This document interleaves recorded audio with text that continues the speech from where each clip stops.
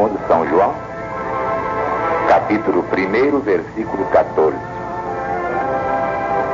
E o Verbo se fez carne e habitou entre nós, cheio de graça e de verdade.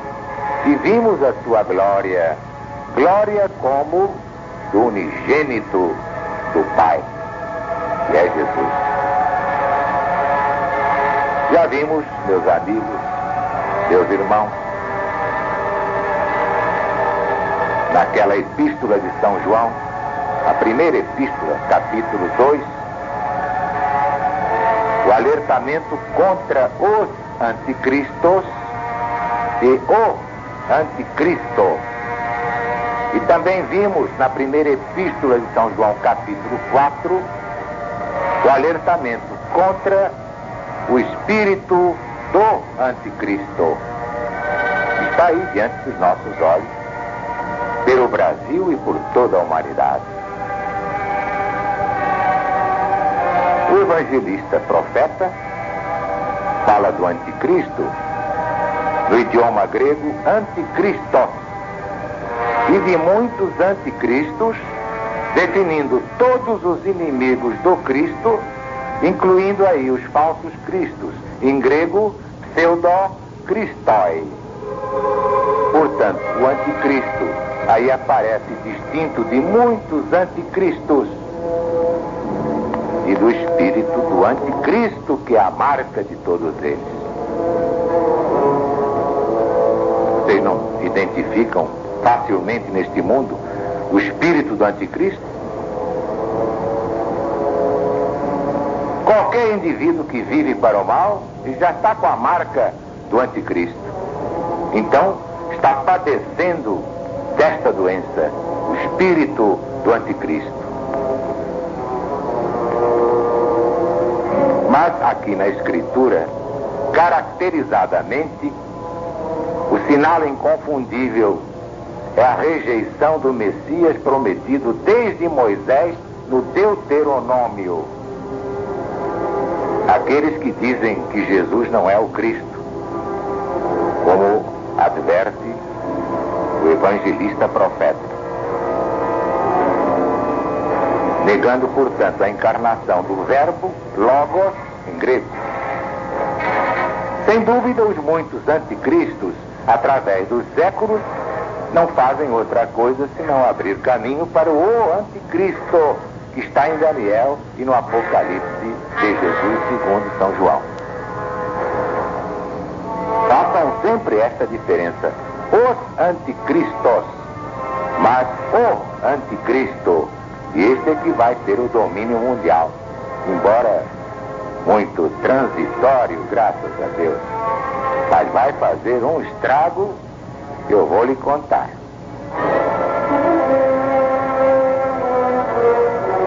Mas é o que nós vamos ver, comprovando que o testemunho de Jesus é o espírito de profecia. Antes, é claro, devo salientar que o próprio Jesus deixou sobre o anticristo uma profecia impressionante, que está no seu Evangelho, segundo São João, capítulo 5, versículo 43.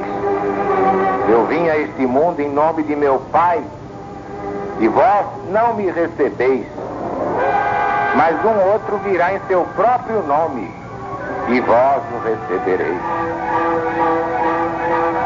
Parece incrível, mas isso está acontecendo.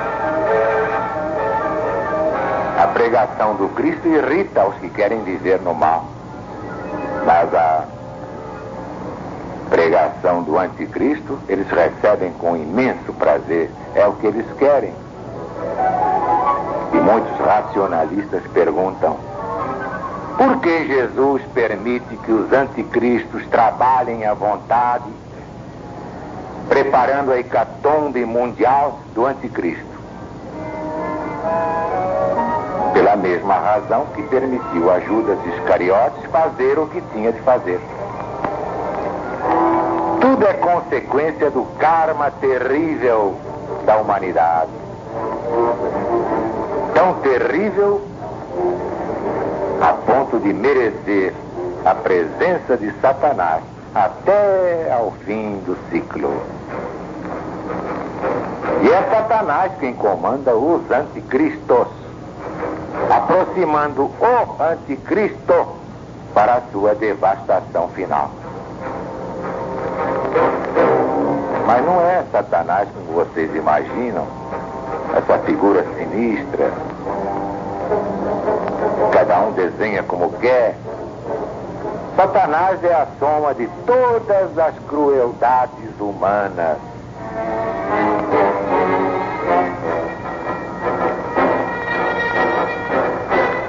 Quando a maldade humana aumenta, aumenta a força de Satanás. Quando diminui a maldade humana, a força de Satanás diminui. No dia em que não houver maldade no mundo, Satanás estará morto e enterrado para todo sempre. Vocês são capazes de compreender o que eu estou ensinando pela primeira vez na história do mundo?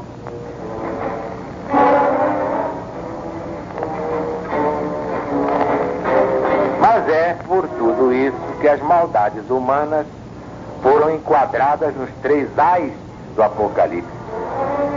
Ai dos habitantes da terra, ai dos habitantes da terra, ai dos habitantes da terra. Vocês todos se lembram desses 3 ais do Apocalipse? A maior mensagem dos milênios, ela está em rotação diária, em translação diária, no programa Alcírios Haroldo, por ordem do Cristo.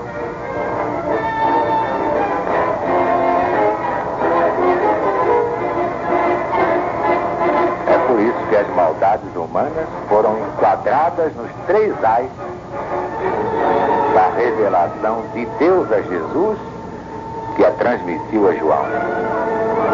O seu poder era de danarem os homens por 5 meses. E tinham sobre si um rei, o anjo do abismo, que em hebraico se chama Abaddon, em grego Apollyon, que significa o exterminador. É já passado um ai. Mas eis que ainda depois disto virão 2 ais. Apocalipse capítulo 9, versículos 10 a 12. Muitos céticos se divertiam com essa profecia. Mas quando os ais se transformam em guerras mundiais, quando a dor ensina a pensar e gemer, surgem os grandes depoimentos como aquele de Bernard Shaw. Confesso que depois de ter estudado a terra e os homens durante 70 anos, não vejo outro remédio para a miséria do mundo, senão o caminho do Cristo. Também muitos me criticam, dizendo que eu estou apavorando o povo brasileiro com essas previsões apocalípticas. Mas eu respondo aos criticóis com um provérbio oriental. 2 coisas indicam fraqueza: calar quando é preciso falar, falar quando é preciso calar. Neste caso, calar seria um crime contra o Brasil e contra a humanidade. Temos de alertar o Brasil e o mundo para os fatos assinalados nas profecias de Deus. Sim, porque não são profecias de homens. Mesmo quando os homens são profetas, que se chamam João, Isaías, Jeremias, Ezequiel, Daniel e tantos outros eleitos do Cristo. Nem mesmo chamados profetas entendem as profecias que recebem do alto. Diz Daniel: ouvi, mas não entendi. E o mesmo dizem todos os outros, que são meros instrumentos nas mãos do onipotente, onisciente, onipresente, nosso Criador e Pai. Deus está presente. Viva Jesus em nossos corações, Padre!